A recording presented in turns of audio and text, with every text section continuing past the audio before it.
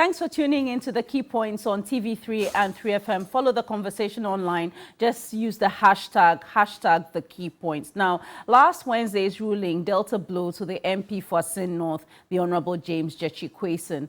Now, the Supreme Court has restrained him from carrying out parliamentary duties temporarily until the substantive case against him is heard. Well, Attorney General Godfrey Dami, speaking to the media after the ruling by the Apex Court, stated that James Jechi Quayson remaining in the House amounted to a constitutional breach which cannot be allowed to continue, stating that the precedence in the Sakande case means that the law must be applied equally. Let's hear the Attorney General. The Supreme Court had in earlier cases decided that the proper time for reckoning whether a person is qualified to contest for Parliament is the opening of nominations. The period between the opening and close of nominations. If within that time you're not qualified, you cannot be qualified at all later on.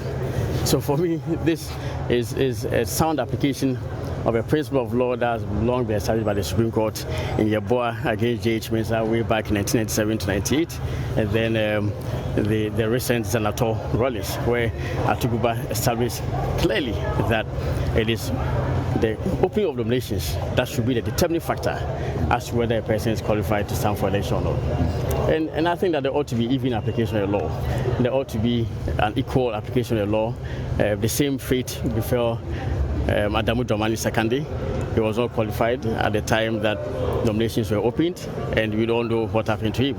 He was subsequently declared ineligible, and for that matter, his seat was taken away. So there ought to be even application of the law. If it happened to Adamu Dramani Sakande of the MPP, yes, it also has to happen to a gentleman of the NDC who has also fallen foul of the same law. Well, lawyer for James Jechi Quayson, Baba Jamal, has been speaking to the media after that ruling as well, which they're not satisfied with. Court has given its ruling, but we vehemently disagree with their position. I think that it is a sad day for all of us, that if what it means is that Assin North is also not going to have representation in Parliament for as long as this case lasts. That is a sad situation, because there are precedents in this country. We all remember the case in Ayawaso, West Wogon, where the lady was allowed to stay in Parliament until the final day of the determination of the case. So I thought that the Supreme Court will consider that situation and allow a representation.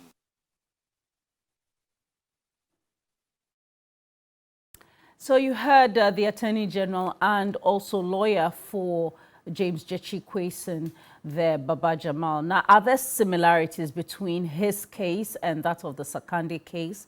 How does the current court ruling impact the people of Assin North who've expressed regret at the turn of events? We'll bring you their thoughts later on as we commence this conversation. And for the NDC, what should be their next move as their parliamentary numbers are now at risk with this decision? Feel free to send your thoughts on this topic to our WhatsApp line. It's 055-369-8789. You can also tweet at TV3_Ghana, at 3FM 92.7, and also at my handle at Beho Bampo. You can also drop your comments on our Facebook Live as well, and I'll bring those comments to you. But let's welcome our guests. To my immediate left, the Honourable Andy Apiakubi. He's the MP for Asante Achim North constituency. He's also a lawyer. Good morning, Honourable, and thank you for coming, and thank you for spending a bit of your Holy Saturday with us. Thank you, my sister. You're very welcome. Thank you. And take the opportunity to also congratulate you for inviting me to come at this time of the year. Thank you, sir. And welcome my good friend, Abraham Amaleba, who is the Director for Legal Affairs of the NDC. I call him Abe, but for this program, he's Abraham Amaleba. So thanks for coming in. Thank you for having me. And let me say, happy Easter and peace to mankind. I want to say hashtag let the war in Ukraine stop. That's all. Nice. Later on, we'll be joined by Martin Pebu, who is a public interest lawyer. We'll also speak with Ben Assin, who is an election pollster. So we have 2 hours of this. And then at 9 o'clock, we'll be joined by Isaac Amwako, who is a member of the e-levy committee. The e-levy will be implemented in 14 days. So you need to know what you need to know in order to know how it will be applied to you. So you can also send your questions ahead of that. I know I've received some of your questions on Facebook and Twitter. I'll put them to Mr. Amwako when he joins us after 9 o'clock. So you can stay with us till 10. So let me start off first with the Honorable Andy Apiakubi. So the case of Honorable Assin has been, hot since Parliament was sworn in on the 6th of January 2021. And even on that day, there was a purported, filing brought to Parliament to restrain the Honorable Assin. It wasn't accepted by the clerk. The clerk couldn't do anything about it. He sat through proceedings because there were delays as to whether he should join, he shouldn't join. Then later on, the processes went through the Cape Coast High Court. A decision was later made. A private citizen then filed for the enforcement of the judgment. All that has been one legal gymnastics after the other, and now we are here. And the subject of it is really the chapter 10, which talks about qualification to become a member of parliament. I'll just read it because a lot of the time there's always a reference to 94 2A, and sometimes people don't know what it says, so I'll just read it. And it says, qualifications and eligibility. A person shall not be qualified to be a member of parliament if he A, owes allegiance to a country other than Ghana. Then there are others, but it's really in reference to this. Mr. James Assin applied to renounce his Canadian citizenship. The judges looked at the case. In their view, he should be restrained from holding his position as an MP for now. What do you make of the Supreme Court's ruling last Wednesday? My dear sister, thank you very much for your very pregnant question with a lot of issues. When it happens like that, you don't know where to start and end, but I will take it as you presented it from the beginning, what happened before the election and through the election and in Parliament, and the confusion that ensued, and post-Parliament legal processes, and the destination that we are in terms of the decision of the court. So I start with pre-election issues. I am aware that a group of people calling themselves citizens of Assin, concerned citizens of Assin, had petitioned the concerned youth of Assin, thank you for the correction, had petitioned the Electoral Commission challenging the eligibility of the then candidate of NDC. Apparently, there was a decision by the Electoral Commission indicating that he was duly qualified to contest. I'm told that there was a certificate that was even tendered to the Electoral Commission in respect of his renunciation of his citizenship. Nevertheless, if you look at the dates of the filing, the nomination closing, and the date of submission of the certificate, you will see that nominations had closed before the purported application was granted by the Canadian High Commission, and the issuance of the renunciation certificate and the tendering of same. So it meant at that point that there ought to have been a determination as to whether or not, upon tendering a certificate beyond the deadline of the submission, the man was duly qualified to contest. But there was no such determination made, and indeed, the rightful forum to make that determination would have been the Supreme Court. So one thing I continue to ask myself is, why did they have to wait until the elections were over and December 2020. And swearing in, gazetting, and all that. I'm sure there was no justification for the wait, albeit that it is also never too late when you take a redemption action. So I would have preferred that at that point where people felt that the Constitution was under siege, that would have been the appropriate time to bring the action to the Supreme Court for the interpretation. We wouldn't have come through all this brouhaha. So it didn't happen. And the EC pronounced him qualified. He contested and won.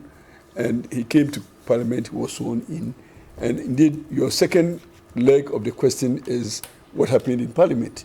And on the day in the Parliament, I think there had been an injunctive order by a court, and which order had been served on the Clerk of Parliament. And don't forget that on the day of assumption of Parliament, the 7th day of January, we didn't have a speaker, and therefore the Clerk of Parliament sat in to supervise or superintend the proceedings of the House. And the same person had been served with the injunctive order. And therefore, he announced, he announced that he is in custody of that order, pursuant to the application by the second majority leader. So he confirmed notice of the service of the order, except that, and he announced it also in Parliament, except that he didn't give consequential orders following his notice of the service of the order.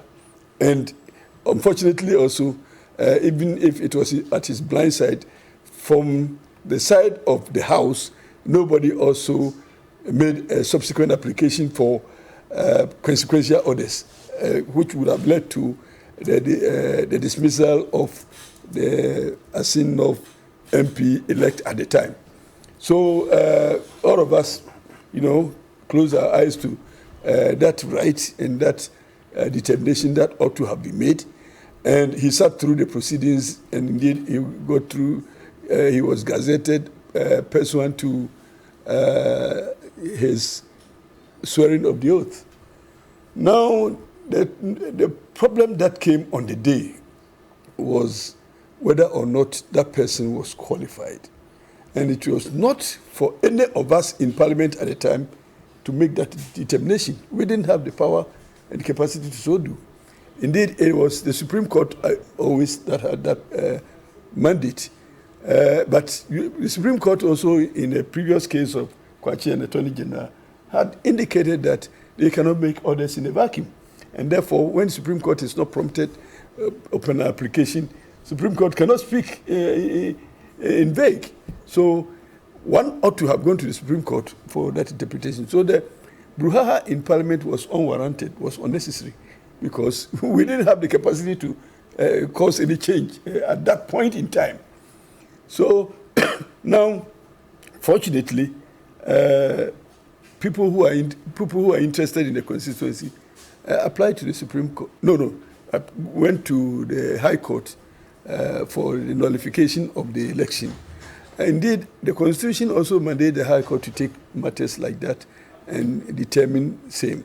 So the Constitution allows the High Court. And indeed, if you read the judgment of the High Court, they first and foremost addressed the issue of jurisdiction, whether or not the High Court had jurisdiction to entertain a matter like that, because there was a preliminary legal objection that was raised challenging the jurisdiction of the High Court. But that has been determined in the judgment. And so, having determined the judgment that the court had jurisdiction, they went ahead to hear them, take evidence. And indeed, it's not in all cases that we will take evidence by witness statements and the like. No, it has been determined over time and again. And there was this decided case in Britain that says that when, upon the pleadings, there's a realization that a legal question, when taken and answered, will resolve the issues in contention in the pleadings, then the court ought to take the legal question and determine the merits in the pleadings, and that ends the case. So, and there is also a Ghanaian case. So it is practice in Ghana as well that when the issue will be determined by legal arguments or legal determination of a legal matter, then it will bring finality to the suit. So the court in Cape Coast, applied that rule and said that he would take legal arguments, albeit that they agreed that the facts were not in issue because all of them agreed on the facts. But the issue was legal, whether or not upon filing a nomination at the time that the nomination had closed, whether or not he was closed in capacity to so do, and per our constitution. So there was reference to the constitution in all cases. Then the court invited written addresses, submissions, which unfortunately, and I say unfortunately because when you go to court, you must present a case, not go to court with your face and wait for the court to do your case for you. So what happened in court there was that the petitioner's counsel filed a written submission, whereas the respondent's counsel did not file anything. You see, well, it is not compulsory that when you're in court, the court orders you to file a process. You may decide not to file, but in all cases, most cases, it may not inure to your benefit because then the evidence before the court is that which is before the court. And in most cases, the ruling will be determined based on the evidence before the court, except that in this particular case, the issue was on matters of law, for which reason the court may decide not to over-rely on the written submission of counsel. Okay, but fast forward, I mean, eventually the case came to an end. Yes. And a judgment was given that the Honorable J.H. Kwesen could not hold himself out. But he continued to go to Parliament. Yes, that is the cross. He continued to go to Parliament and participated in the proceedings of Parliament. And so a private citizen filed a case asking that the High Court judgment be enforced. Why didn't he just file a contempt case against him instead of going to the Supreme Court asking, I don't know if it's the Supreme Court's judge to enforce judgments. You see, most of the time, I'm a lawyer and my colleagues are also lawyers. We have different strategies in addressing the same issue.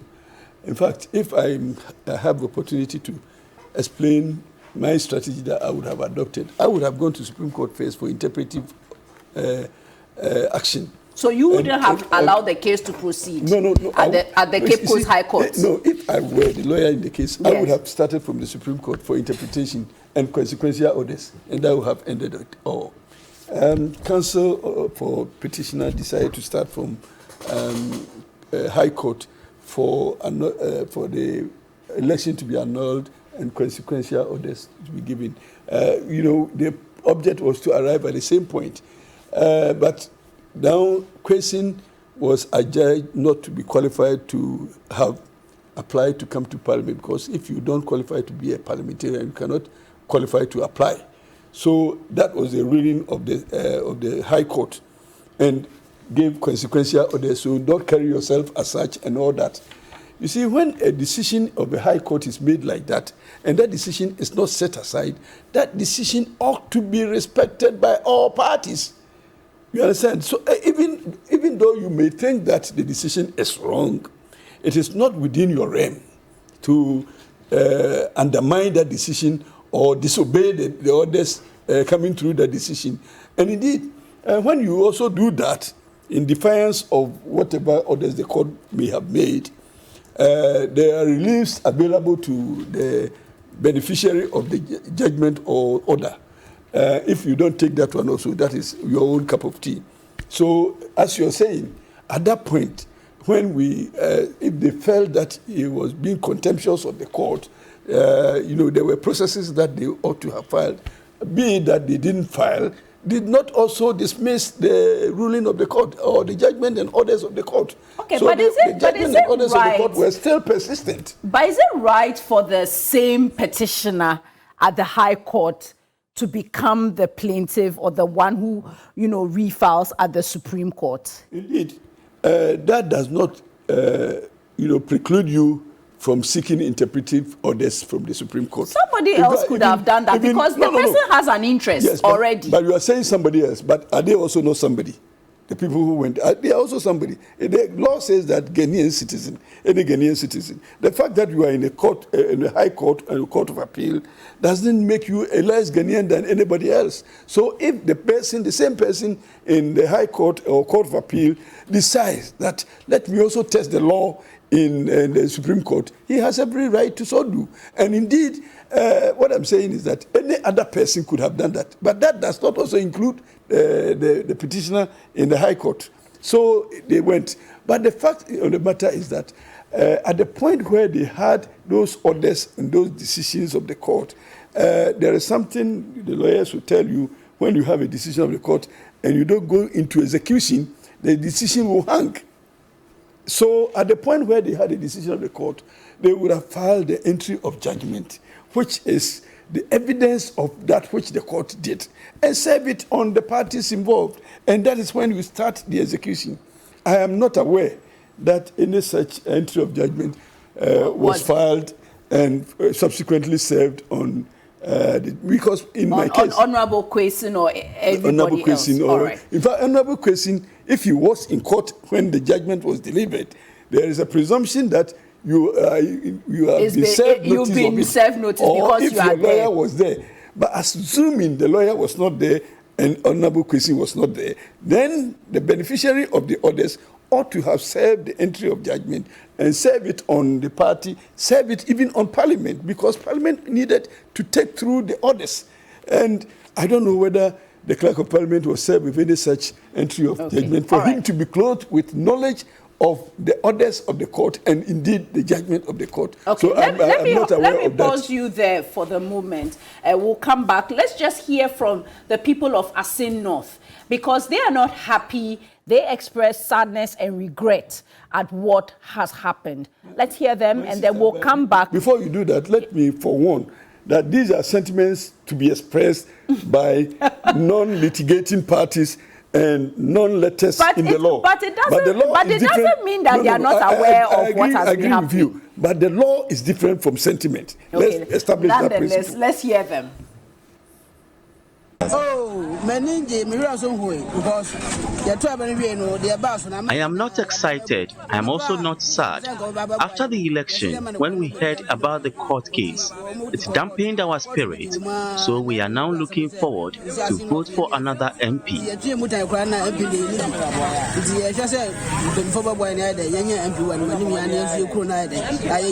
So we love Mr. Kwesi, who can lead this in the Assin North. Since 2020, after the general election, we have been prepared fully. Even if today itself, when there is a re-election, we are ever ready to meet these MPP people. Ask them, they have candidates. They don't have a candidate, and we have the candidate. We have the candidate. Ask them if they have this in the candidate. He is very humble. He came for us in Assin North, not for NDC or NPP.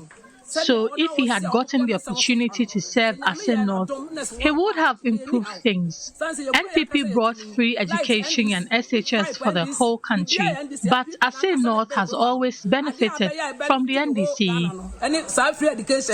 Health insurance, but Assin North for NDC. For the first time, I MP. What worries me is that for the first time, we had an MP who promised to send 500 youth for training. He started it and we were hoping he was going to continue. And before he became an MP, he bought bulbs for electricity. So it's sad to hear this ruling.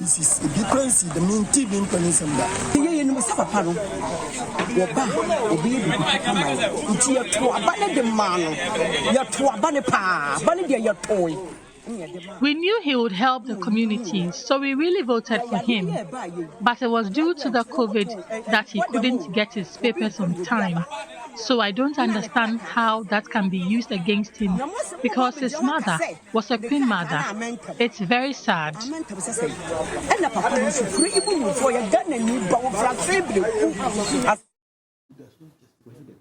And those were some of the constituents of Assin North there. But Honorable Abiakubi, yes. They know the issues. Yes. They know that his papers didn't come on time. That's correct. So that one, they are very well aware. Yes. I'm happy that they know this. They know that. So, but they feel that we'll come back to as to the timing and those issues. But let me bring in the... Once they are aware that he erred on the side of the law, they know that his papers didn't come on time. It wasn't his fault. Yes, but again, it wasn't his fault, but it was his application. So he ought to have been ready before filing the application. Okay, so, let me bring in Abraham Amalepa. So is there a specificity about the timing of receipt of renunciation documents? What we know is that at the time of filing, you should not owe allegiance to another country. Is the timing crucial? Are there cases that determine timing as a factor? Thank you for the question. But if there are some issues Honorable Apiakubi raised you want to address, you can go ahead and do that. Let me start by saying that the ruling of the Supreme Court on Wednesday was simply a bad ruling.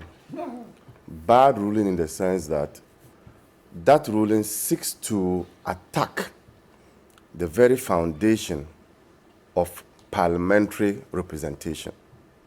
The principle of parliamentary representation is key, and our courts have always deferred to that principle. Indeed, that principle was used to save the MP for Techima South, Martin Ajay Kosa, where the court said that they couldn't injunct Martin Ajay Kosa because of the people of the Techima South. That same principle, in some way, was also used to say that the Deputy Speaker of Parliament can vote in parliamentary proceedings because, again, there it was the people of Bekwai that was paramount, or is paramount. Then the Supreme Court saved Ameu when an injunction was imposed on Ameu from the whole High Court. The Supreme Court saved Ameu by saying that the writ that was clothed in human rights writ and used to injunct him was actually supposed to be an election petition writ. And as a result of that, the Supreme Court collapsed or kicked against and as it were, denounced the ruling of the High Court. So I'm giving you this plethora of examples to show that the courts have always deferred on the side of parliamentary representation. How the Supreme Court on Wednesday failed to uphold the principle of parliamentary representation baffles me. And I must say, it is strange for me where you have a member of parliament who has been doing his work for close to 1 year, more than 1 year rather, and yet the Supreme Court feels that that person should no longer represent the people who voted for him. And I think that for me was in bad faith. You asked the question whether in reckoning time, the period that is relevant is the period of nomination, when the EC opens the nomination. I have here the People's Representation Law, Section 20, And it reads, grounds for cancelling election results. And I'm reading 21D. The election of a candidate shall be declared void on an election petition if the High Court is satisfied, and now D, let me go to D, that the candidate was at the time of election a person not qualified or a person disqualified for election. This law says that it is at the time of election. It is not saying that at the time of nominations. So when you hear the Attorney General say that the time for qualification should have been at the time of nomination, I'm saying that that is a wrong rendition of the law. The PNDC law that I've just read says that the person whose election you are seeking to annul must be somebody who, at the time of election, is not qualified. Here we are.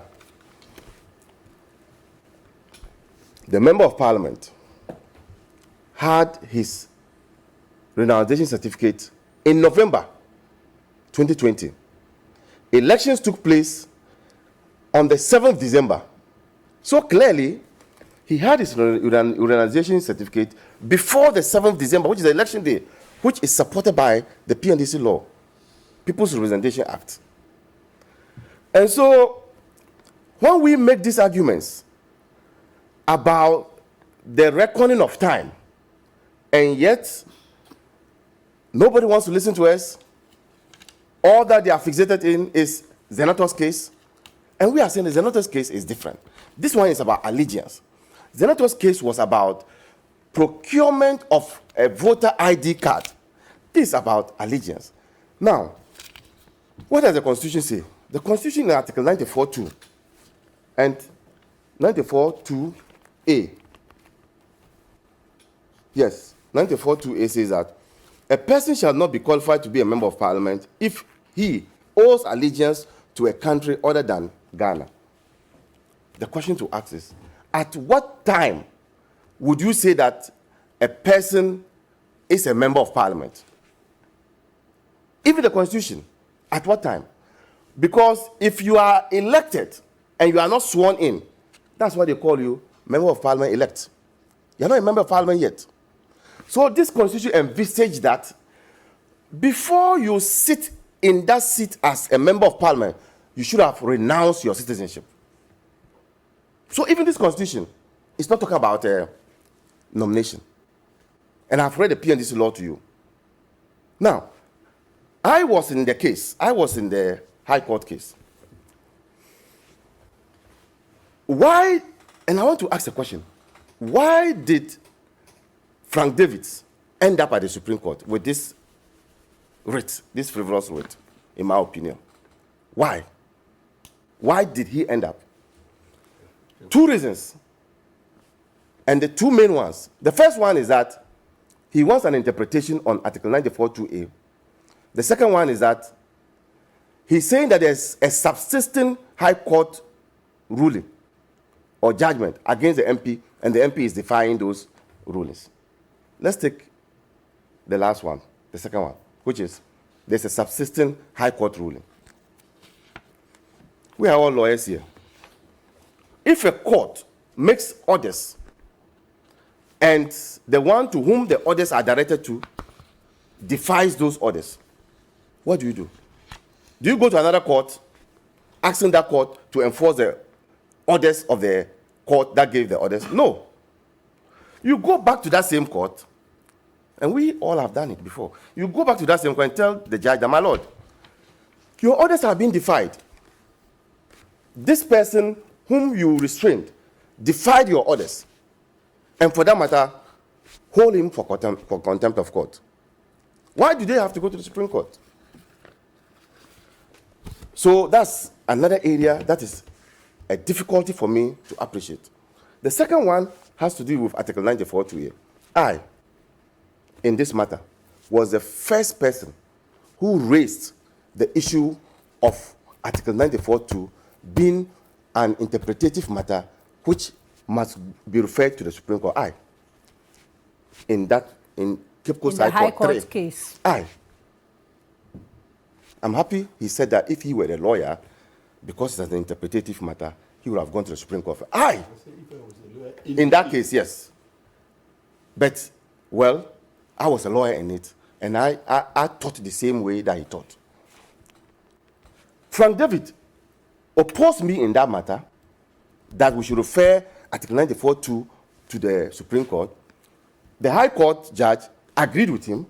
In fact, the High Court judge said that this provision has been interpreted before already, and he doesn't feel the need to refer to the Supreme Court.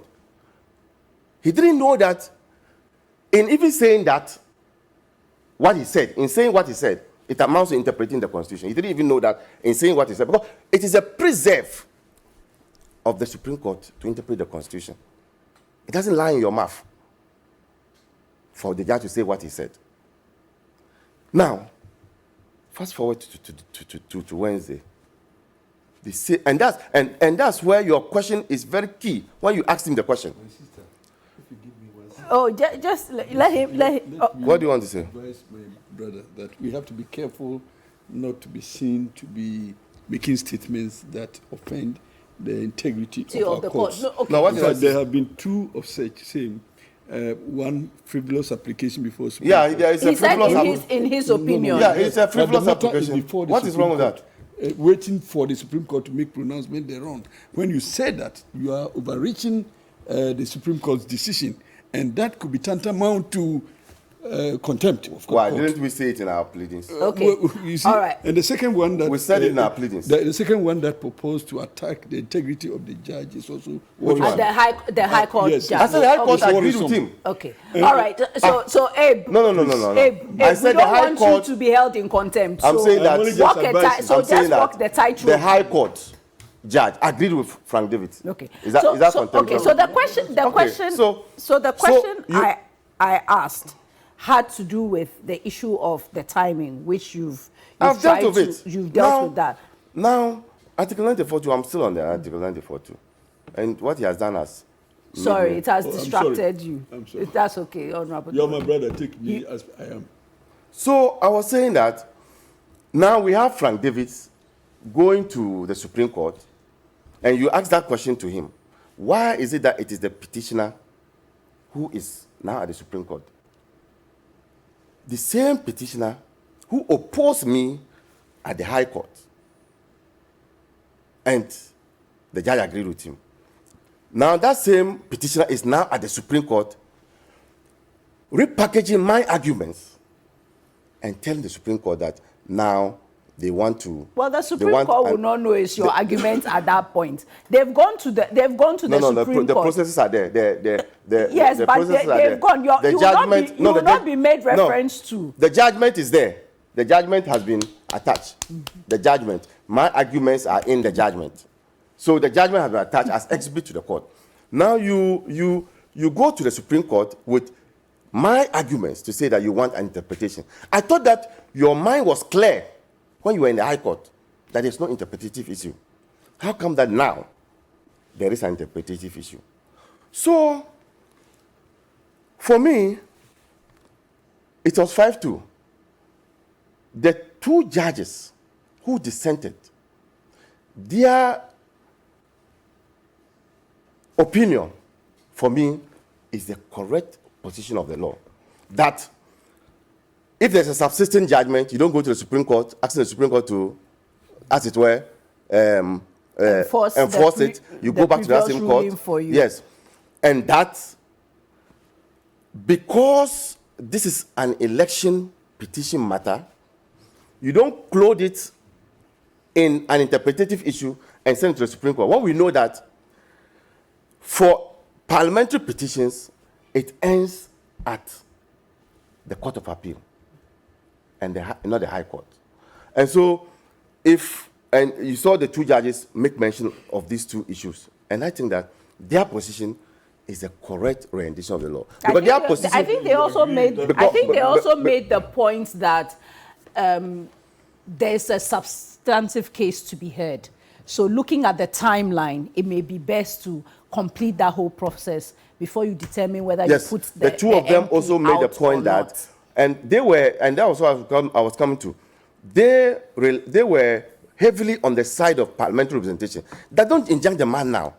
Just fast track the process and deal with the substantive matter, because the people of Assin North need a representation. And I think that their position of the law, for me, is what it was the right decision. All right. Let me introduce Martin Pebu, who's joined us in the studio. So I've put you in between the warring factions. No, we are not. So I'm the arbiter here. Yeah, I'm the one to I was just saying that in jest. But I think some important issues that they raised that I would like you to help us clear. The Electoral Commission, at the point where the challenge was put to them about the Honorable Kweson's eligibility to contest was raised, but he was passed because they had seen his documentation. Now he was sworn in to as an MP. Obviously, the clerk could not make a decision. The House were not the ones to make a decision. He'd been gazetted. I mean, all these things has happened. And yet the Supreme Court ruling, the majority decision, says that the fact that all these things have been done does not mean that an illegality should be allowed to persist. How does that, make sense for many of us who feel that a whole process has gone through? If anything, the EC, which should have said something, did not. Why should James Gyekye Quayson suffer the consequences for something that maybe they should have raised but didn't? Okay, great. Yeah, so Jifa, I like when I was coming, I tuned in, I heard this Honorable Apia Kubi say that your question is very pregnant. So is this still pregnant? Yeah, maybe this one is quadruplex. So, but let's see what we can do. Yes, Jifa, you see, let's separate the submissions I'm going to make into two. There's the visceral, that's the emotional one, and then there's the legal one. So straight away, I'm sure, if you profile me, I mean, from submissions I've made in the past, you know that when it comes to visceral or emotional, I'm with Gyekye Quayson, okay? But unfortunately, it's a court matter, so you have to deal with the legal rules. The legal rules, so far, that's in the context of the Supreme Court judgment on Wednesday. It's not exactly clear that he should have won straight away because of certain things, okay? So now let's come to the legal rules. You see, we are saying that why is the Supreme Court saying nothing has happened? In the first place, they haven't said so far. What is happening is that they said that they will restrain him first, but they are yet to answer the questions you've posed, that the EC haven't cleared him. Why are you saying he shouldn't perform his functions? Yes, and that's very key. And you see that there's a lot of emotional and commonsensically. But as I've said, so far, that's the emotional side. The legal one, the court is yet to answer it. So I can't be seen to run ahead of the court. Okay, but what about the, but there's the point that that Abraham Amaleba raised about what is in the Representation of the People's Act. Excellent. Yes. So the main thing is that, you see, Gyekye Quayson, they fought a certain legal, they use some, like this one, you say gymnastics, some, what you call strategy that I may not understand, but this is what it comes up to. They didn't fight the application on the merits. Let's explain this. You see, when somebody brings a case, this particular one, application, so it's like the way you write a letter for employment. This, you show why you have experienced this, okay? So let's say that's what Gyekye Quayson wrote. Then, on the other side, they were supposed to say why Gyekye Quayson, I said Gyekye Quayson, the plaintiff, Ankama, is that his name? Michael Ankoma Nimfa. Yeah, Ankoma Nimfa, that's what he wrote. So they were supposed to say everything that is wrong, but they didn't finish saying it. They said the first part, what in law we call preliminary legal objection. So you are saying that, my lords, don't even go into this because it's all wrong. That is what they filed. But you see, there is this thing in practice at the bar. When you go to court and you raise that thing, and then a judge tells you that, yes, I've seen it, but you know what? I won't take it first. I'll take it later, to be very honest with you. It's a very polite way of telling you that what you've written in that paper, it cannot cancel. What is there already? Yes. If I get it, you can put on the phone, ask lawyers. When you raise an objection, and the judge tells you that this is your objection, bring it. I'll hear the other person first and come to this objection. A lot of the time, it means that it's not going to succeed. So sometimes he's even being very polite to you, so that indirectly, do the other thing. So that's which is respond to the various issues that have been raised by the plaintiff. That is it. So if this judgment, this ruling, no matter how you go around it, don't lose sight of it. I mean, that is where I'll end. As far as they didn't come to talk about the merits, it was one-sided. So you see, when you read it, one-sided, it's more or less like, excuse me for advisedly, but I'm looking for words that can... into a ring, that can... tied in your back. You say it. So you choose that, no, you will not fight on the merits. So if you don't fight, even though there are rules that say that, even the fact that they are not opposing it doesn't mean that the other side can win. Yes, there are rules that say so. That it doesn't mean that Mr. Nkuma Nimfa can just win automatically. No, the court will still scrutinize. But don't forget that, you see, it's when the court hears from both sides that the court gets enlightened. Don't forget, the judges, you see, we are all human. How much can the human brain contain? You don't know everything. So it's when both sides compete, both sides present their ideas. Then sometimes even in between, in the middle there, then the judges see something. Okay, but what about the criticism then that the Cape Coast High Court gave a judgment?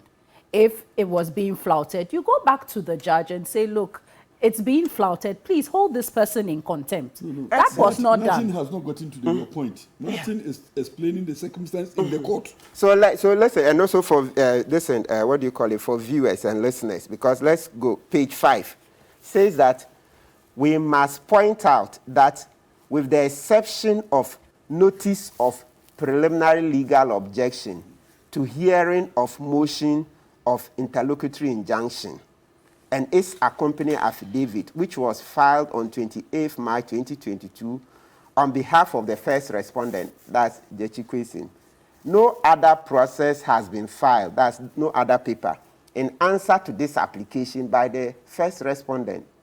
You see, then it goes on.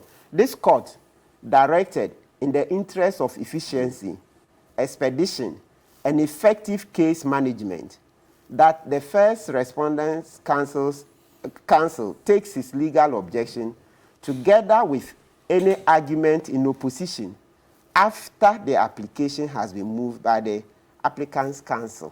So you see, that's the key. So if you want to see, so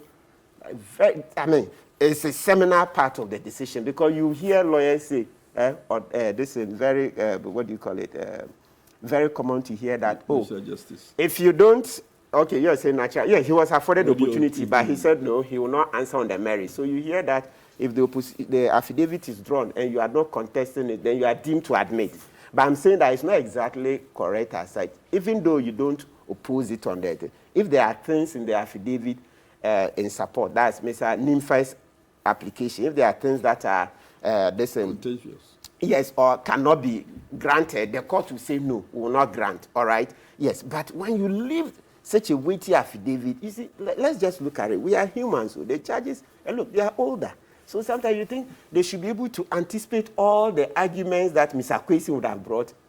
It's inconceivable that they should be able to anticipate everything that you would have brought and use it to face Mr. Nimfa. No, it's a very tall order. What about, just a quick one. It's your own fight. You have to fight for yourself. But what about those who have raised the issue about, and Mr. Maleba raised it, that he raised the interpretative issues at the High Court. It wasn't picked up. Later on, the same person takes it to the Supreme Court. Yeah, that's commendable. No, but the view is that it may appear that it was fixed.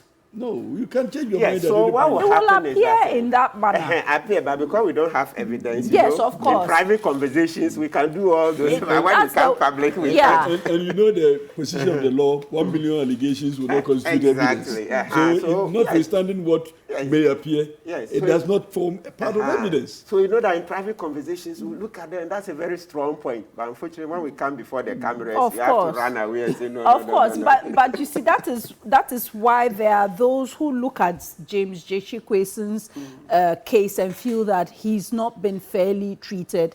There have been other cases where MPs have not been asked to step aside from their roles. They are still dealing with their issues in the courts. You go 1,000 times and come back. For me, once he didn't put his substantive arguments for it, I can't comment on that. Because you're supposed to bring up all these ones. So in the opposition, and then there's what we call statement of case. So Amalba would have cited all these authorities. Okay, yes, Wenchi, what do you go, Peter Amewu's own. Yes, and then and you see the section 20 of the Representation of People's Amendment Act, all those ones. Okay, maybe then you would have raised. 20, let's deal with section 20 so our listeners will understand. Section 20 or the act, the law is a PNDC law. Is it 284? I forgot it. 284 is now considered as an act of parliament. Now, section 20 gives you a list of matters that can annul election. Fine. But PNDC law, which now becomes an act, is subservient to the Constitution in our conflict of law situation. No, but if it's said that the Constitution is not clear on it, that's why I said, so what the Constitution hasn't said so. The Constitution doesn't even say that. Excellent. No, let me I could be down, it will be dangerous. So, over-reliance on the PNDC law, which may be in contention with a constitutional provision that says that contention. That's what let me finish. No, but you are so all those things, that's merit. So why don't you reserve all that that I'm saying is that the laws are different, and they have different applications, and they are different also in superiority. Let me end there. Okay, Abraham, your final point, then I'll take these messages and we take a break and come back. It is important that we are educating the public. What I did here was to tell the listening public what the Constitution said. And even with the Constitution, when you want to apply the Constitution strictly, that one is later in time itself. That is election time. It's even beyond the election time. With the Constitution, it says that you shall not be a member of Parliament if you are allegiance to another country. If you wait, that's for the Supreme Court. I'm saying that he is saying that Section 20. Section 20. Leave that for Section 20 is not in conflict with the Constitution. That's what let's leave that for the court. And just trying to explain that laws have different potency, and therefore the Supreme Court will come out with a determination explaining the position of the Constitution vis-a-vis any other existing law. And then we will see the way clear. All right, let's take some messages and then we'll come back. This one from Musa Abatwa in Kumasi says, I totally agree with Mr. Maleba. We are losing trust and I'm concerned about how this is going. Lately, the verdicts of the Supreme Court are being questioned by Ghanaians. They need to show some consistency. In one breath, you cannot deny the people of Hohoe representation. In another breath, you deny the people of Assin North. This one from Kwashi at Dansoman. The judicial processes and procedures have been used to restrain the elected MP who has been elected by the popular sovereign will of the people. This is purely unfair and a travesty of justice. This one has no name. It says, Jifa, I'm sad for my beloved country, Ghana. Life is very difficult nowadays, and our politicians are not doing enough to think about how to solve our economic hardship. What has that got to do with the Well, this has nothing to do with the case, but That's he very still has important. Very, very concerns. The important. economic People are- hardships yes, are people are still suffering, yeah, issues to suffering. be Let's not raised. lose Because focus. without, Yes. The because discussion some of the today constituents is talked on the about. Supreme Yes. Court judgment. Yes, but if some we of have to do economics, we will do economics. Okay, No, but some of the because he's constituents angry, he doesn't talk even about understand them what not he's having doing. their MP Now- to support Now, them if you want us to economically. digress into economics, Yes. I'm competent to do that. But then let us go there, so stay within the law. Well, is it- But if you want us to do economics, why can't I do it? I'll do it. I will explain why the situation is what it is now. This Is it a- one, is You it a cannot case- just throw it in and run away. It's not only happening in Ghana.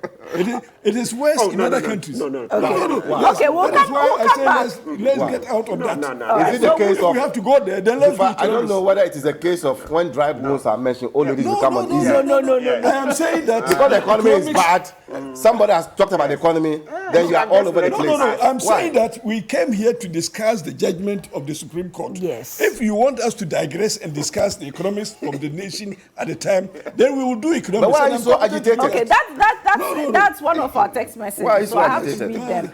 This one from Kotoka in Lashibi says, "Good morning, Jifa. I'm surprised about the Supreme Court rulings under the NPP government. If a footballer renounces his citizenship and plays ball for the nation and provides service to the nation, why can't an MP or a person who wants to be a parliamentarian do same?" Well, that will require review to our citizenship laws in respect of who qualifies to be an MP. We'll come to that. And the final one from Kizito from Tema East. How can the Supreme Court bar the Assin North MP from performing his duties without the finality from the substantive case? And who says the Sakande and Kwesen cases are the same? We'll tackle that as well. Let's take this quick break and we'll be right back. Thank you very much for staying with us here on The Key Points, and we are discussing the Supreme Court ruling and the impact on the MP for Assin North and his constituents. Let's just quickly speak to pollster Ben Efson to get some thoughts about what this does for the NDC as well, if they have to consider what to do about that constituency looking into the future. Thank you very much, Mr. Efson, and thanks for joining us on The Key Points. Good day. Good morning, Jivan. Good morning to your panel. Good morning to your panelists. Thank you. So first, are you surprised at how things have turned out for the Assin North MP? Well, I think that apart from the legal aspects, as your panelists have adequately discussed, I would just take a look at the political angle. You know, the court ruling said he cannot perform as an MP and that he should await the substantive ruling. I believe that politically the NDC may have one or two tactics under their sleeves. One, they may decide to appeal the 5-2 decision, or they may decide that they will not appeal.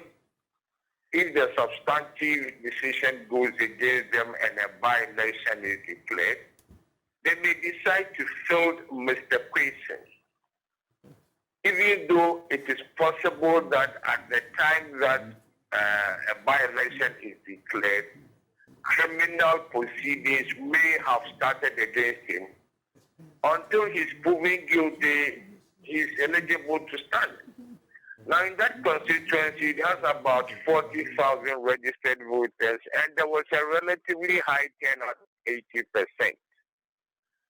Nana Akufo-Addo won the constituency, but Mr. Kwesen's victory in 2020 was based on two main things. One, the father is a very popular farmer, cocoa farmer in the area. Over the years, has built awareness for himself, and the son capitalized on it. And then two, there was a kind of vision within the ND's MPP as to who the candidate should be.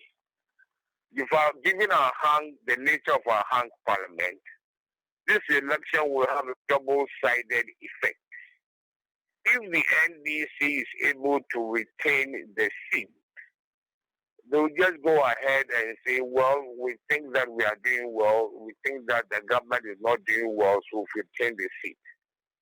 The other side is if the MPP is able to win the seat, they will use it for political advantage that, yes, we lost the seat. Many people are saying that we are not doing well, but this result shows that people are appreciating what we are doing. So these are the political ramifications of Assin North in the event of a by-election. Should the NDC at least consider that, well, we're not sure how the substantive case may go, and so they should be prepared to contest that seat if it is eventually declared vacant by a court decision and they have to go for a by-election? I think this is Please come again.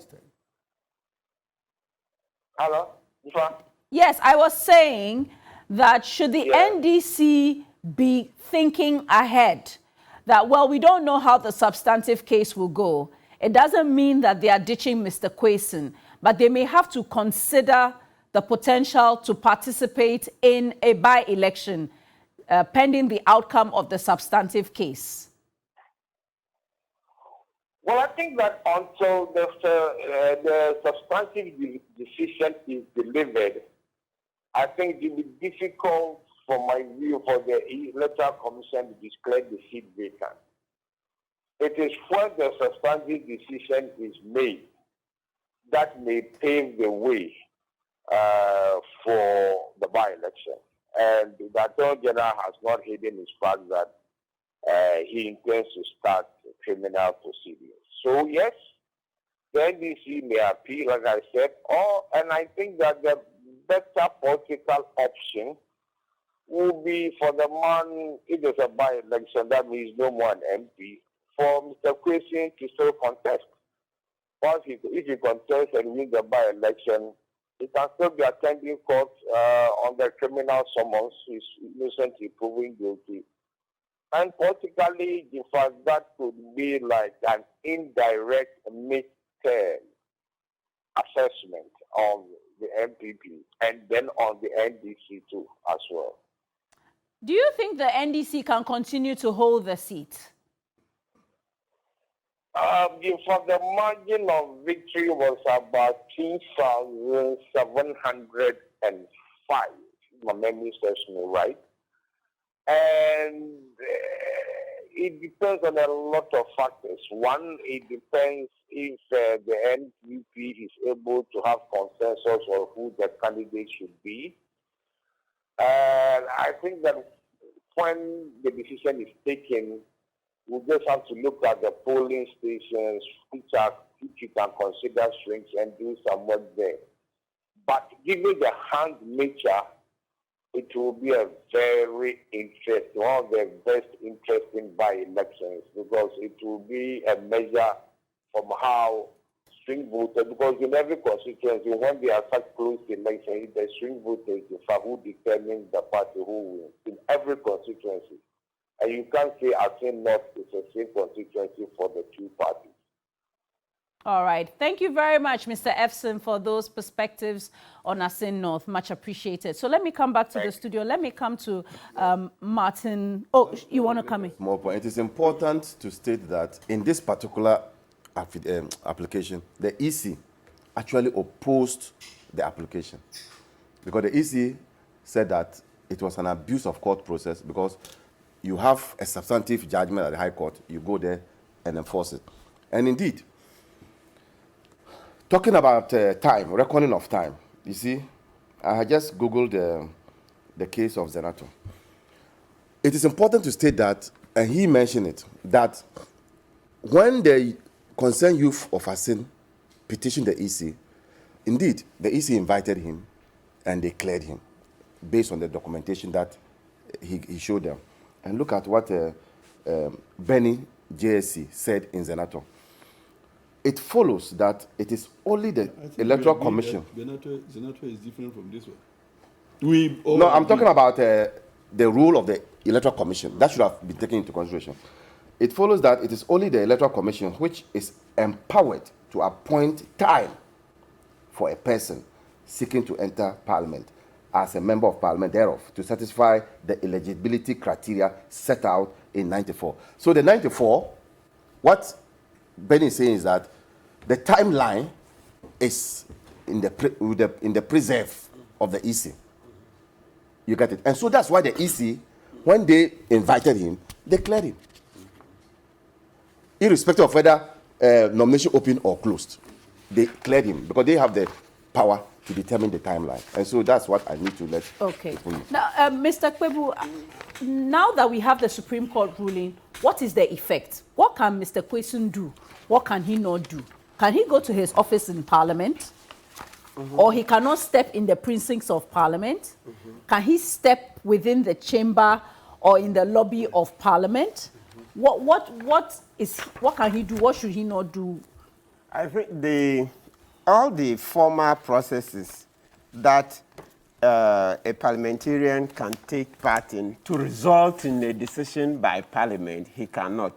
So let's put it specifically, meaning going into the chamber to take part in debates, no, he will not be allowed in. Committee meetings to, participate on any committees, no.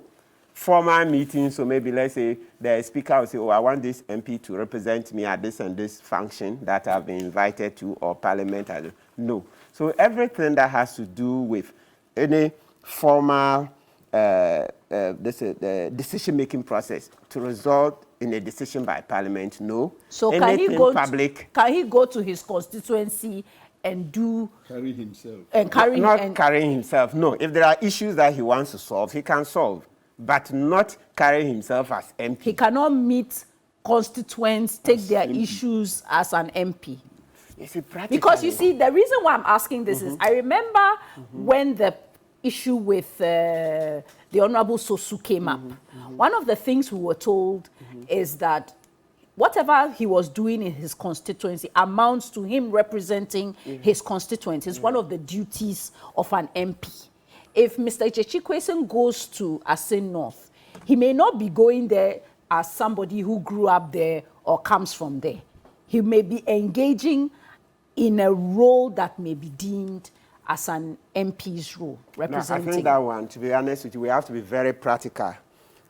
There is a limit. The decision has not declared that he's not an MP. He says I shouldn't carry himself out as such, okay? And obviously the main one, so there are the dominant functions and then the peripheral or minor ones. The dominant ones he cannot perform. But let's say in the constituency, let's say, students are going to SHS. He has funds to give them to go to school.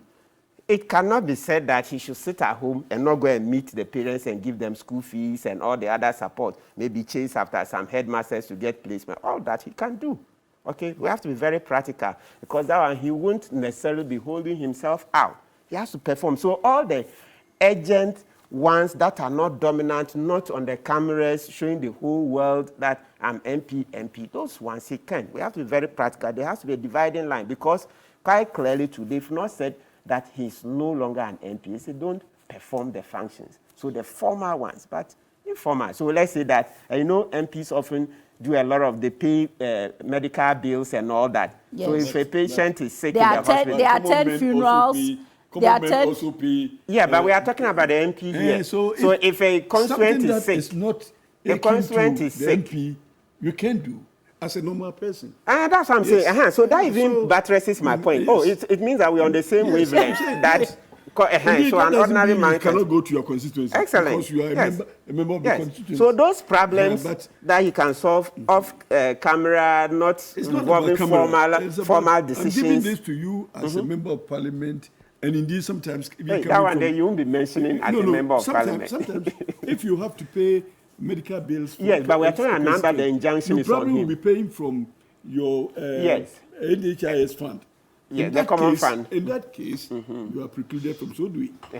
Yeah, so if he has personal funds from his pocket and all that... If he has to give me money today, he calls me, I'll go and take it. So those ones he can perform. So he can't do but he can go to his office at the house? No. He can't come to his office. Oh, no, he can. He can. If he has staff. No, I mean, at even in Job Parliament 600. House, he can go. It's his You can office. go Do you to know what he Parliament has House. in Listen, there? listen. You can go to Parliament House as a visitor, but to enter the office, I think they should give him some leeway to be able to remove his belongings from there. And this is administrative. It is only the clerk who will usher him to take. So he cannot go to his office and go and sit there and do anything. No. The office doesn't belong to him anymore. I disagree. He can go there in and out as he pleases, but he can't do anything. Let him go there and let's see what the law will say. Taking process. If the court wanted to say he should never step in the presence of Parliament, it would have been It would have been clear. Please, don't carry yourself as a member of Parliament. So if he goes it is into only his a member office, of Parliament. It's only a member of Parliament that has an office in the Job 600. Oh. Nobody else has an office there as a member, as a non-member of Parliament. So you go and sit in that office reserved for a member of Parliament. What are you doing? You're carrying yourself as a member of Parliament. Yes, Mr. Maliba. So let him try. I've been thinking about this, to be honest, and that's why I raised it, about what he can do and what he cannot do. What does it mean in terms of what he can do, what he cannot do? Can he go to his office? He hasn't been removed as a member of Parliament. So advise him to come. So that must be stated clearly. He has not been removed as a member of Parliament. We can only reach that point when the substantive matter is determined. So it's just like a medical practitioner who is on suspension, but he's still a doctor until the disciplinary processes go through and maybe his license is withdrawn. So for me, it is clear. Don't carry yourself about as a member of Parliament. Don't go showing yourself and speaking to people and saying that, oh, on Monday when I go back to Parliament, I'll raise your issue. Don't be doing that. But he can go to his office. Because he has not been removed so let's test the as law. a member of Parliament. Because, wait, let me finish. You have finished. Yeah, you made your point, so relax. Because he has not been removed as a member of Parliament, nobody can restrain him from going to sit in that office, let alone saying that police people should escort him to go and remove his thing. If he's removing his things, is he not vacating the place before even the judgment? So it is clear that, yes, there are some restraints on him that will not make him function as a member of Parliament, but he still remains a member. That is why I have said that, and luckily for me, one of the MPP lawyers have corroborated my position, that there cannot be a by-election until the final determination of the matter. Yeah, it was Ben Efson who said that. No, even Gary Nimako has we need to test the law. So advise your client to come. And I promise you today that I will file a contempt application against him. If he does so, yeah, but I will. So doesn't mean you are right. Okay. Let him file it and let's test the law. Excellent. Why would you? Let's do it. No, but why? I will file it. Why would you file against him? Because he's not been removed. All it says is he cannot take part in parliamentary proceedings. Wait a minute. Whatever he does is... He didn't say you cannot take part of the parliament. He said you cannot carry yourself as a member of Parliament. And in that office, it's only a member of Parliament that goes there. So I'm saying, and I'm advising that we need to test the law. Advise your client to come. And I'm giving you foreknotice that I will file an application for contempt against him and let the court tell us that I am wrong. And I'm prepared to go through that pain. So advise, no. Let advise him to come because I want to have this opportunity. People who disrespect the Constitution, I am prepared to take them on. Wow. So let them Then by now you are do taking that. out everybody in government. No, let them do that. And then I'm serving prior notice that I will file application against him. And then we can go on and contest it. But all that is not gone. We are still in it, and we are determining it. There was something that he raised that I wanted to respond quickly to it. And this was in respect of the jurisdiction of the EC, that it is only EC that has that in respect of the independence. It's the EC that determines the timeline under the law. Yes. And in the independence of the EC or that they are raising, my response to that is that all jurisdictions, all mandates are subject to the Constitution. And in that case, it is the Supreme Court that determines the legibility of your action or inaction. And that it is the Supreme Court that says that this action of yours is ultra vires the mandate or jurisdiction given you. And therefore, all such actions are subject to interpretation by the Supreme Court. And if EC, in your enjoyment of your independence, overstep the mandate as given to you by the Constitution, is the Supreme Court that tells you, no, you can't do this. But if is it your view that if the EC determines what the timeline is, they may be ultra vires, they may be acting over their power that the Supreme Court finds to be inconsistent with the Constitution, the Supreme Court will order the EC not to do such a thing. In fact, if you read the judgment of this High Court judge, he was very industrious and therefore addressed all such issues in his judgment. And indeed, one thing that he made that Martin has also emphasized here is that in all this, even when they were ordered to file address, how come? So sometimes we as lawyers also in the case, let's help our clients by at least responding to orders of the court. So if you don't respond to the order and your client loses, the client goes home very sad, and you will go and sleep and rest. I mean, so most of the time, for whatever it is worth, if the judge knew that it would not be worth anything at all, he wouldn't have ordered that at least file a response. You see, so sometimes we don't even read this to take a cue from it. Most of the lawyers, if you have even read this, you would have taken a cue and advised your client. In fact, in the courtroom, you need to observe the demeanor of even the judges. Sometimes the judges speak to you in body. You ignore that to the parent of your client. Sometimes the judge will tell you, I advise you to do this.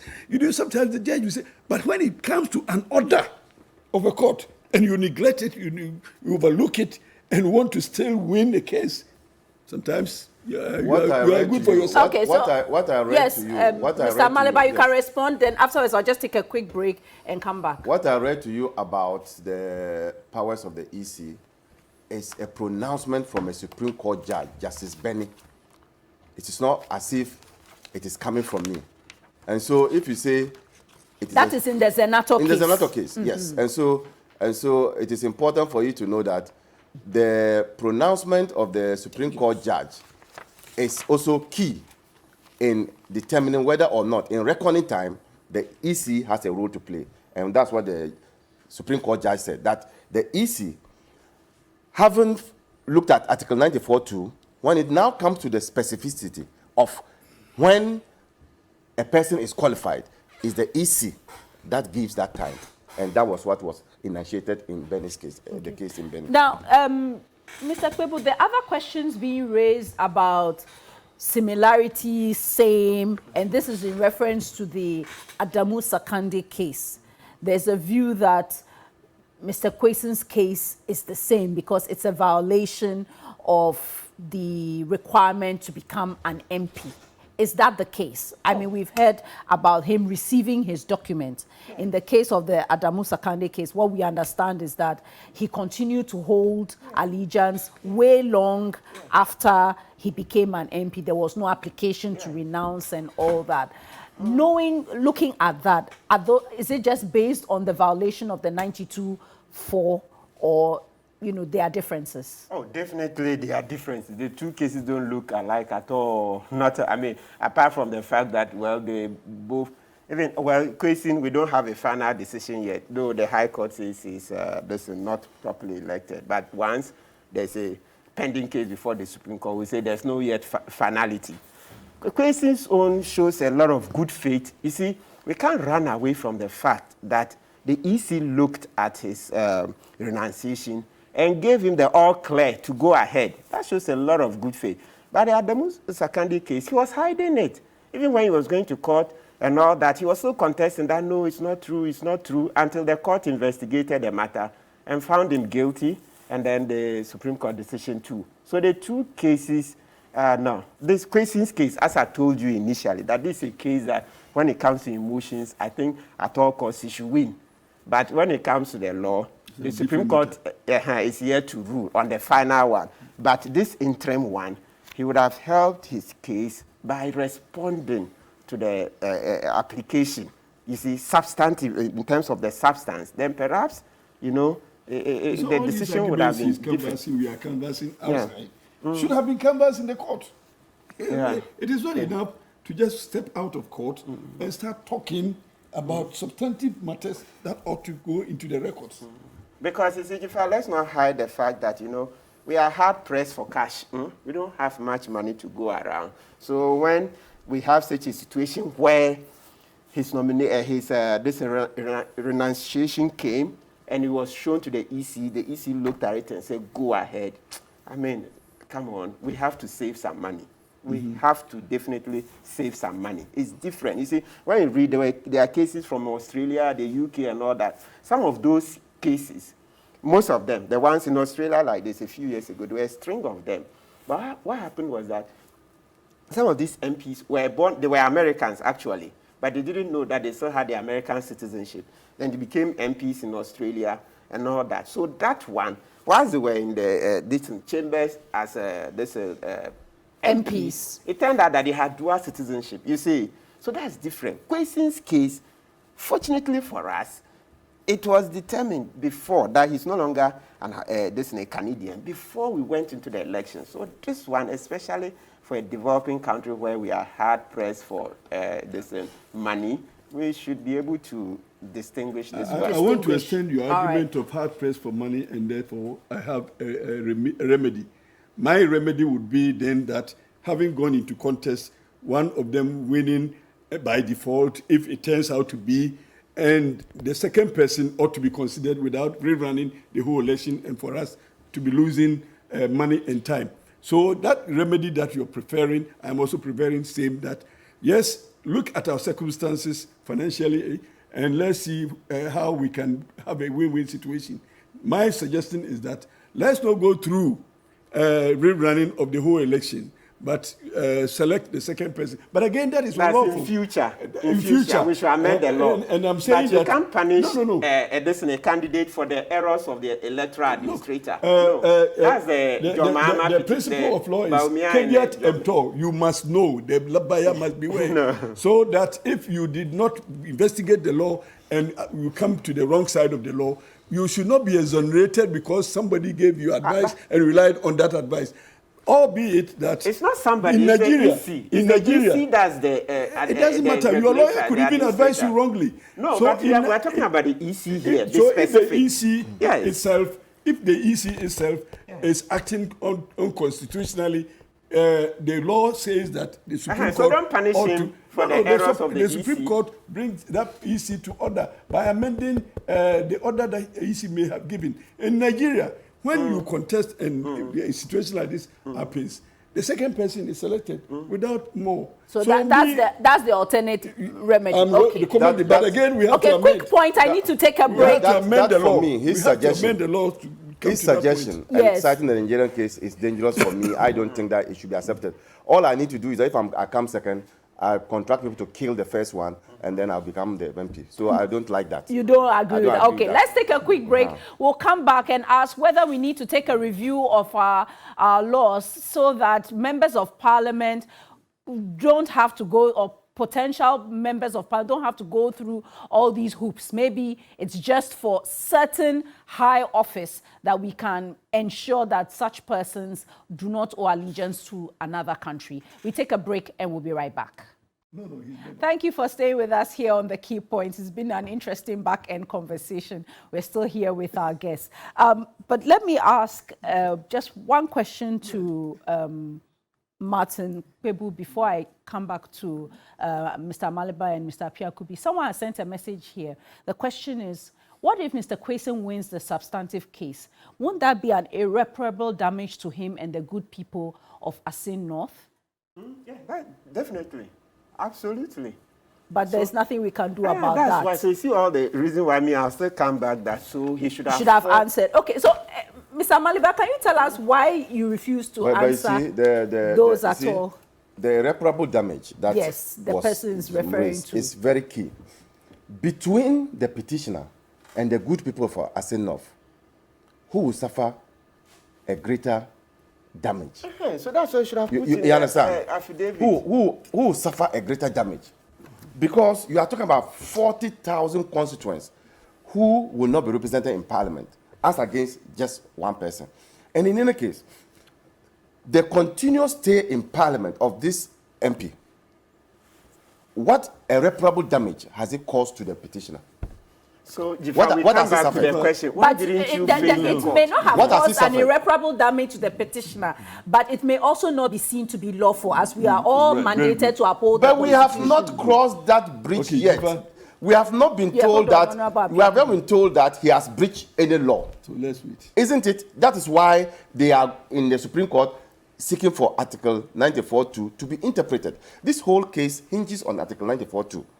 And so we've not crossed that bridge to come to a finality that he has breached any law. And so it still comes back to over 1 year he's been in Parliament. Who is dying as enough because he's in Parliament? Is it because he's in Parliament that people of Assin don't get water to drink? He's been in Parliament, does not cause any irreparable damage to the constituency. And so that is one of the reasons why we should have had him to continue. And then, when the final matter is determined, then we can go and say that, look, you've breached the law. Now that you've breached the law, vacate. Okay, Honorable Apiakubi. I want to commend the judge, what's his name? Justice Kwesi Boakye, very highly, because he did peruse all areas of the law to come to this conclusion. And I hope my friends, in defense of the honorable member, will read the judgment. And this judge considered the parties in the case. That is those that will suffer the irreparable damage. Yes, and even extended the parties to the whole of the country, Ghana, because it was a challenge on our constitution, and the Constitution Article 3 mandates us to defend the Constitution even with our blood.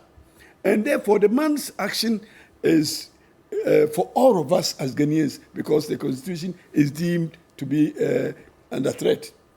So if they read the judgment of this judge, they will be so advised. So I'm surprised that even at the Court of Appeal, they wouldn't file written submissions, and the time lapsed for them to be thrown out for non-compliance. Hey, from the advice given to you in this judgment, probably they didn't read. And then you go to Court of Appeal, and the Court of Appeal serves you with a Form 6, and you know what it means. And therefore, you have 21 days to file written submission for consideration of the court. And then you neglect to file that one. And then you go, you see, sometimes.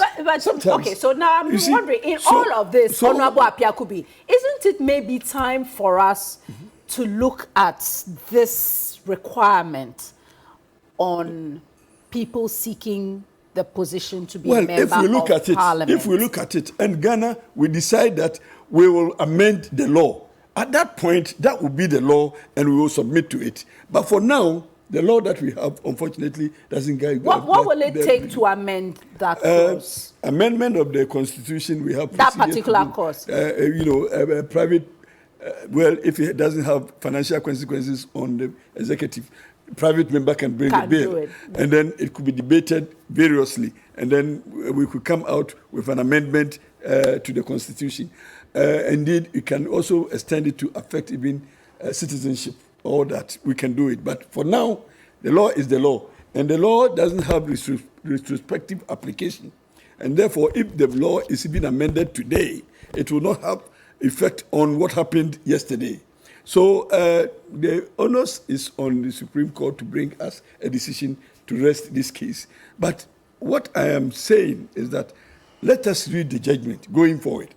And if we want to do any application at all, for purposes of advice from the judgment, let's read it, so that we'll be informed by the expectations of the court in coming to this decision. Look, you are talking about the High Court judgment. Yes. Yes. I'm saying. Do you know that by rehashing the same reliefs that were granted at the High Court and put them at the Supreme Court? So you will respond to that one also? Let me finish. By rehashing them and sending them to the Supreme Court, it's a tacit admission by the petitioners who have matter. won at the High Court. It doesn't matter. It's a started admission by the petitioner that they think that the ruling in the High Court is null and void. That's why they have repackaged it and sent it to the Supreme Court. Okay, say that in your application to the Supreme Court. Say that all that you are saying, put that into context and send it to Supreme Court. Yeah, I am advising that. So for you, they must put their arguments before the Supreme Court. Whether tenable or untenable,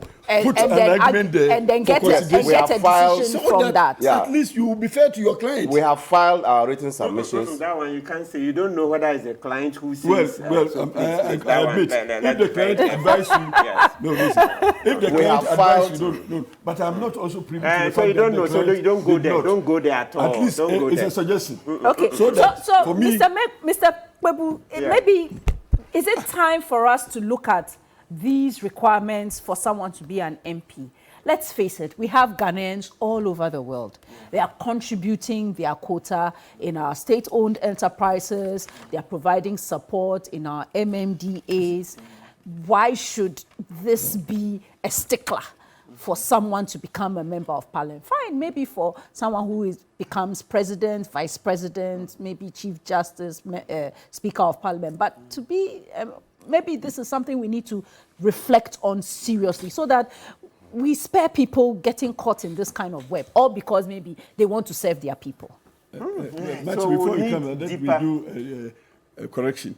Martin says that I shouldn't say should be kind to be fair to the client. I will change it to that so that to be fair to the generality of the Kenyan population, because we want to also know how the law develops, how the law grows, and even for nothing at all for academic purposes. I rest it there. Okay. Yeah, so we need deeper reflections on this because when it comes to the policy reason for saying a dual citizen should renounce his citizenship before becoming a member of parliament in Ghana, I think I'm trying to look at it. Obviously, because it wasn't table for discussion, I've not gone into the historical details, and that. Yes. But on the face of it, it appears appealing, but subject to researching it and looking at all the pros and cons. But going forward, definitely, this is taught us a big lesson, even before the Supreme Court decision. So let's wait for the decision. Depending on how it goes, then we'll know how to make proposals, or there will be no need for proposals for amendments. But there's a suit before the Supreme Court to deal with this matter of dual citizenship. I think Professor Sari. There's already been one. There's already been 2012 about MP. But there has been an amendment already in respect of.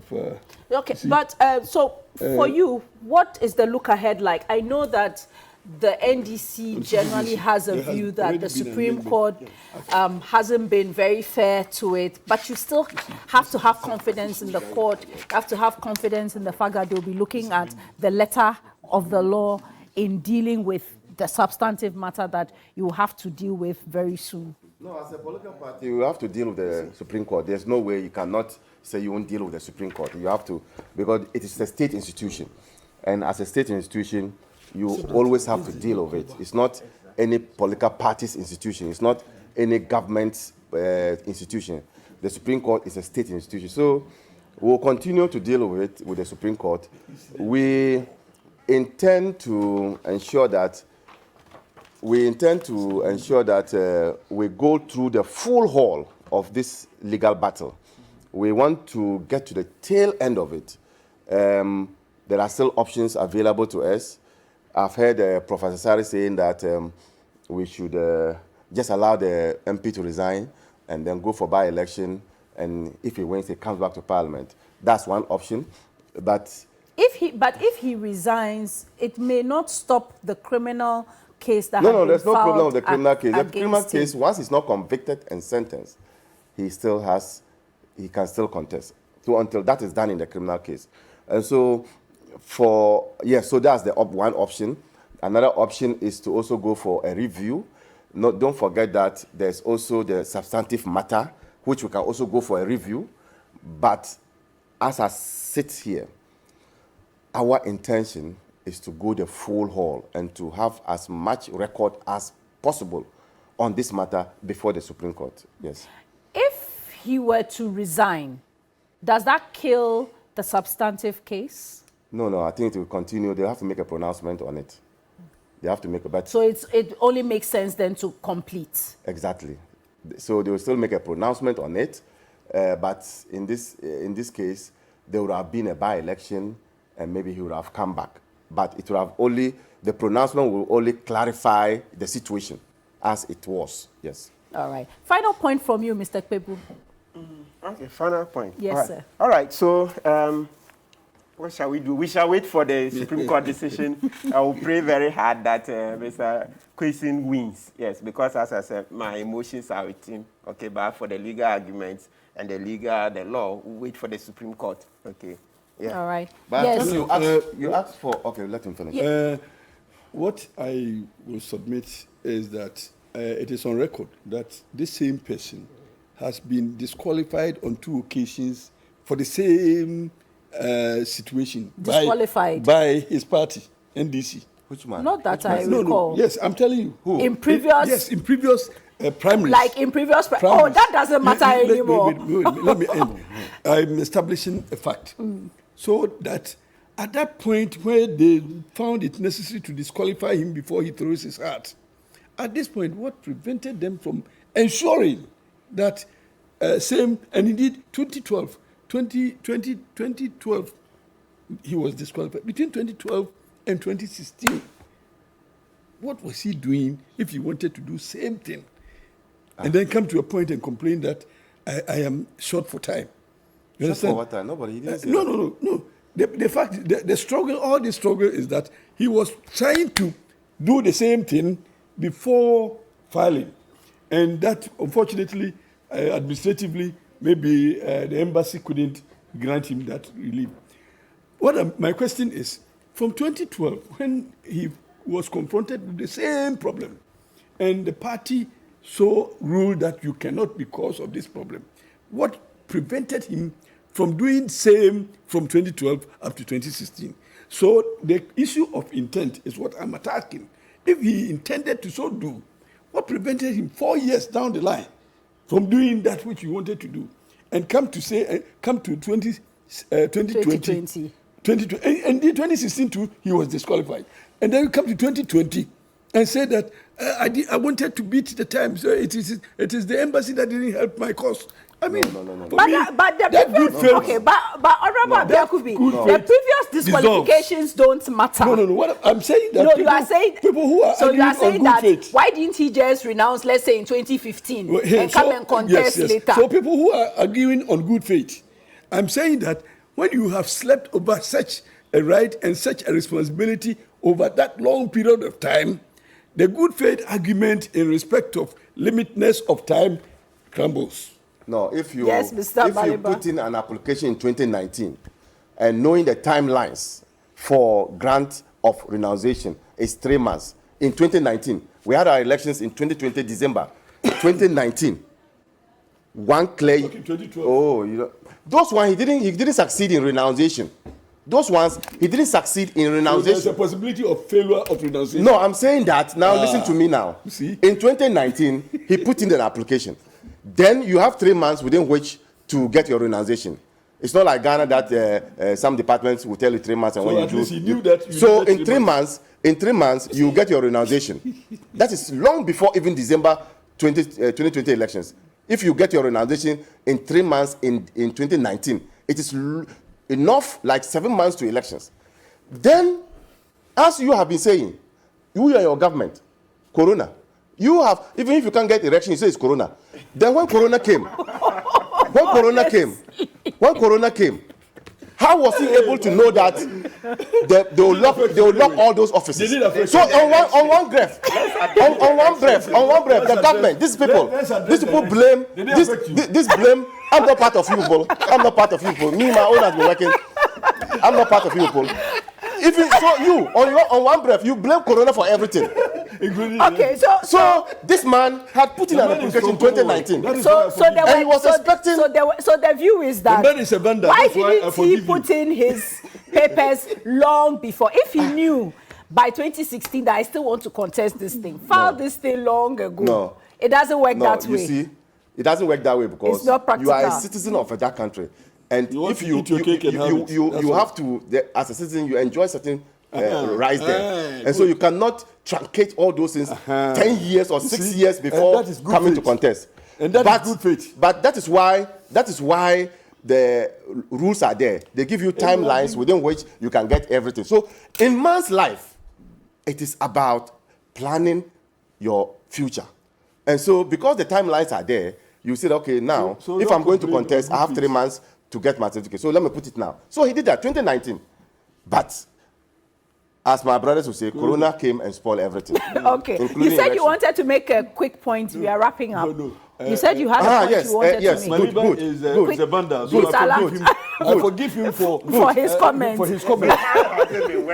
Yes, your final bit you wanted to You make. were talking about, and you asked... about reviewing the... No, not that one.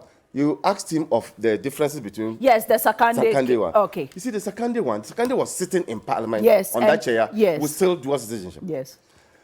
Sakande didn't even make an attempt to even file for renunciation. You see? So, which is different from this one, where indeed, even on before 7 days, when you and I were queuing, he has even gotten his certificate. So the two are never the same. And when I hear the Attorney General talk about that, I get worried because it means he's urging for equalization. And that shouldn't be the case. It should be every case on its merit. And I disagree with the Attorney General when he continues doing that. Sakande, so this one. So Sakande was in jail, so you must also go in jail. No. An Attorney General doesn't do that. In fact, if you're an Attorney General, you're also a Minister of Justice. You should also be interested in justice. Nobody's suggesting that. That's the point. You know that one thing though, the blame must rather go to your national executives who didn't do a good job in evaluating the application. And indeed,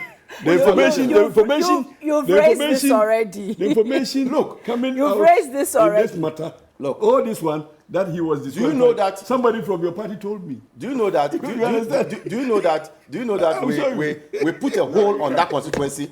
We put a hold on that constituency because of his issue until he got his certificate, until all those matters, and he showed us that he has put in an application, and then we come into... We are before the Supreme Court. Okay, so let's look forward to what the Supreme Court... This will be a case that will be clearly followed, critically followed. Many thanks to you, gentlemen. Many thanks to you, Abraham Amaliba. Let's give us a platform for us to discuss the veracity or otherwise of an amendment to the citizenship. Sure. Bring legal minds together. I'll bring you again. No, I'll bring you again. I'll bring you again, and let's talk about it. And I'll bring Martin I'm not as well. against it, but we should I want think to about uphold it. the law. All right. But you see, in everything there must be qualification.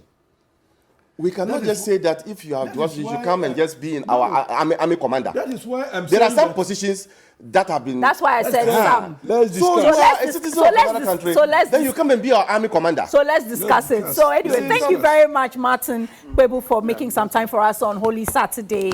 Many thanks to you, Honorable Apia Kubi. I wish all of you a spirit-filled Easter. Happy celebrations and we apologize tomorrow. for the profane statement. Amen. That profane coming from one, my colleague lawyer. We apologize. Jesus died for our sins. I'm sure it's forgiven. But I'm forgiving him because he's a banda. So. Thank you very much for watching us here on The Key Points. We'll be right back after this break. Please send me your questions. What do you want to know about the e-levy implementation? All that after this break. Thank you for joining us.